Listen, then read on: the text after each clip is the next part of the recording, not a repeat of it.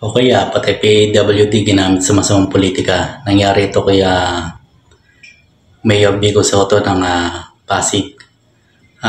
Siyempre magkahalalan, usong siraan, ang siraan sa ganyang klase ng politika. Ito yung nagbunsod, pinagbintangan pa nga ito ng yung Atty. Sia yata, yung kampo ni Atty. Sia na nag-joke doon sa mga single parent na may pagsiping paro sa kanya. Yung ganong klaseng remark sa mga single parent at inaksyon na naman ito ng COMELEC. Pinagbintangan pa si kampo ni Pasig Mayor Vico Soto tungkol doon. Pero si Mayor Vico Soto, talagang makikita mo may pinag-aralan.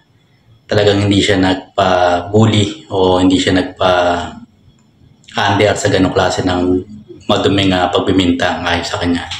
So dito, DSWD na mismo ang nagsiyasat sa 57 years old na PWD, person with disabilities. Dapat ito tinutulungan, hindi ginagamit sa masamang politika. Ngayon, eto, makikita natin dumi ng politika, pati PWD may kapansanan ay ginamit para i-badmouth o siraan siya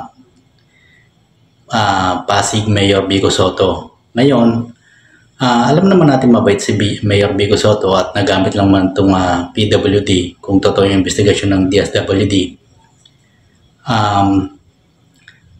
Siguro, pinangakuan ito ng pera, binigyan ng konting halaga para manira lang.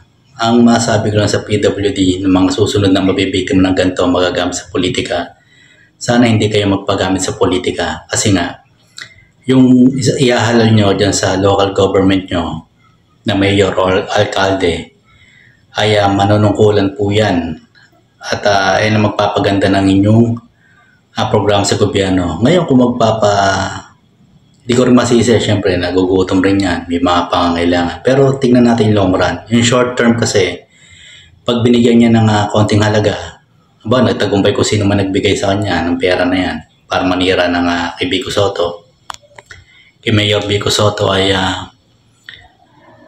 yung programa ng gobyerno sa long run, paano yun? Sa kontong halaga, ipagpapalit nyo lang ba? Hindi natin masisi yung PWD kasi dala ng kahirapan, may pangangailangan din yung personal.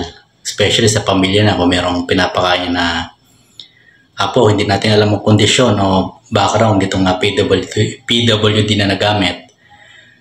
Yung isipin natin yung long run, ito si Mayor Vico Soto, magandang ehemplo to ng good governance.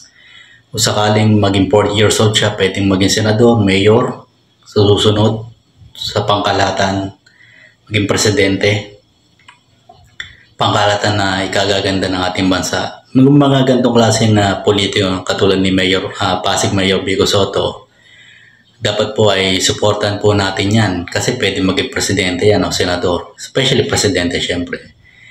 Marami na kasing lubog sa maling sistema ng mga ibang politiko dyan. Sana ngayon mabago na, di ba? At sana maayos na rin to. Dumami pa yung mga katulad ni Mayor Vico Soto, si Mayor dati senador Sonny Trillanes, sumatakbo rin sa Caloocan. Sana masuportan din po ng mga taga-Caloocan. Dapat natin baguhan yung sistema na ang public servant dapat nagsisilbi, hindi nanggugulang. Magbigay man lang yan ng konting halaga, ay hindi po sapat yun. Talagang good governance ang kailangan ng Pilipinas. In the long run, magandang programa, magandang benepisyo sa kanilang nasasakupan. So sana mapanagot kung sino man yung gumamit sa PWD para sira si Pasig Mayor Vico Soto tungkol dyan.